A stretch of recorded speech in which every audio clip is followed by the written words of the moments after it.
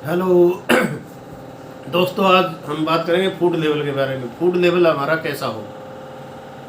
Food level के बारे में अभी तक कोई पूरी जानकारी नहीं है, तो हमने ये जानकारियाँ इकट्ठी की है, तो आपको सब इकट्ठी की हुई जानकारियाँ मैं आपको इसके बारे में बता रहा हूँ। आप कोई भी फूड का व्यापार करते हैं तो आपको लेवल के बारे में जानकारी होना बिल्कुल ज़रूरी है। सबसे पहले हमारा लेवल के ऊपर होना चाहिए brand name. Brand name trademark या रजिस्टर्ड होना चाहिए भारत सरकार द्वारा, ताकि वो कोई दूसरा यूज़ ना कर सके। दूसरा है हमारा प्रोडक्ट नेम। हमने इसमें प्रोडक्ट बना के डाला, उस प्रोडक्ट का नाम क्या है, या जो भी प्रोडक्ट है हमने दिया है तो वो प्रोडक्ट नेम साफ सही अक्षरों में लिखा होना चाहिए। और जो ब्रांड नेम है वो भी दो साइड में लिखा होना चाहिए, एक तरफ हिंदी एक तरफ अंग्रेजी।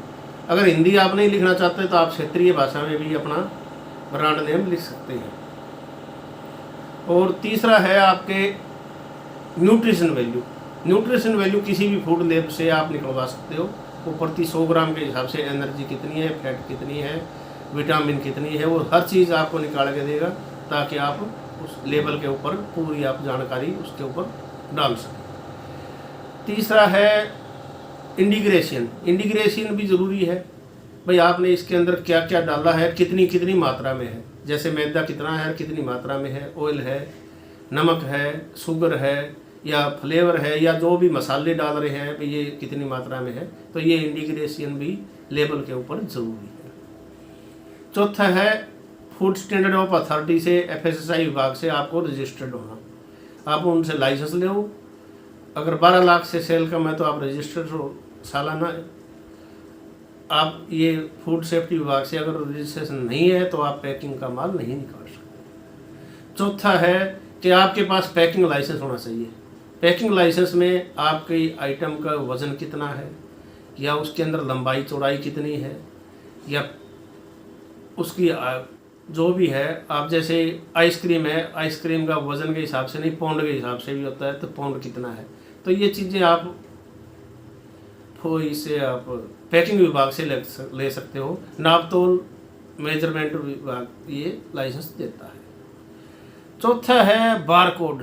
एक बार कोड आप अपनी ज़रूरत के हिसाब से डाल सकते हो। शॉपिंग मॉल वाले अपने बार कोड खुद लगाते हैं, और बार कोड के ऊपर आपको कंट्री के बारे में पता चलता है। जैसे इंडियन कंट्री है, उसका 890 है बार कोड, और हर कंट्री का अपना अलग अलग है। इसी तरीके से आजकल मैन्युफैक्चरिंग, किसी भी फूड की आप मैन्युफैक्चरिंग कर रहे हैं, उस यूनिट का पूरा एड्रेस लेवल के ऊपर होना चाहिए। ऐसे ही आपको कस्टमर केयर नंबर देना भी बिल्कुल ज़रूरी है। कस्टमर केयर नंबर से आपको ऐड भी मिलती है, आपसे संपर्क भी रहता है आम जनता का, और अगर कोई बैच खराब होता है तो उससे आपको जल्दी पता चल जाता है, कस्टमर केयर पर बात हो। तो एक कस्टमर केयर भी आपको बिल्कुल ज़रूरी है।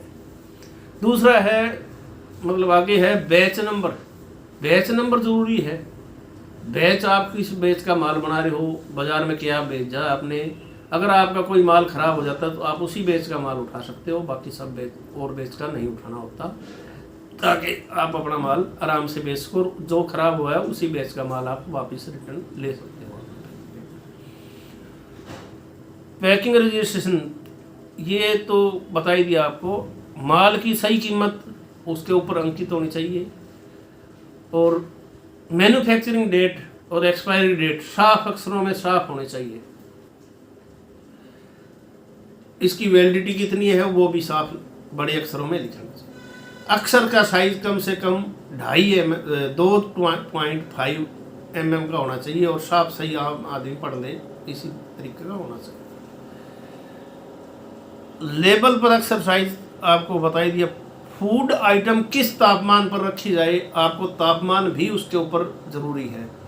कई किरियाने वाले हैं या माल बेचने वाला है, वो धूप में माल रख देता है, वो माल छाँव में रखने का या अंदर रखने का या फ्रोजन करने के लिए होता है, और वो माल अंदर पैकेट के अंदर ख़राब हो जाता है, तो वो कंपनी जिम्मेवार होती है। तो उसको किस डिग्री पर रखा जाए, इसका भी लेवल के ऊपर आपको अंकित करना चाहिए।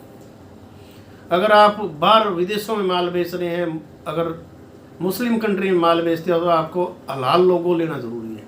हलाल लोगो हिंदुस्तान में कई 10-12 संस्थाएं हैं मुस्लिम, वो दे रही है। और अगर आप मुस्लिम कंट्री में, जैसे रामदेव है, रामदेव का कतर में अपना हलाल लोगो लिया हुआ है, तो हलाल लोगो ज़रूरी है। लोगो आपको वेज, नॉन वेज, एक लोगो और आजकल विगन फूड का लोगो भी आप लगा सकते हो अगर आपका आइटम विगन है। विगन आइटम वनस्पति से बनी हुई होनी चाहिए, न कि उससे कोई डेयरी प्रोडक्ट या किसी मांसाहारी या किसी जानवर के अंश से बनी हुई हो, वो विगन नहीं होती। आप विगन लोगो भी लगा सकते हो। विगन लोगो के बारे में भी आपको बता देते हैं।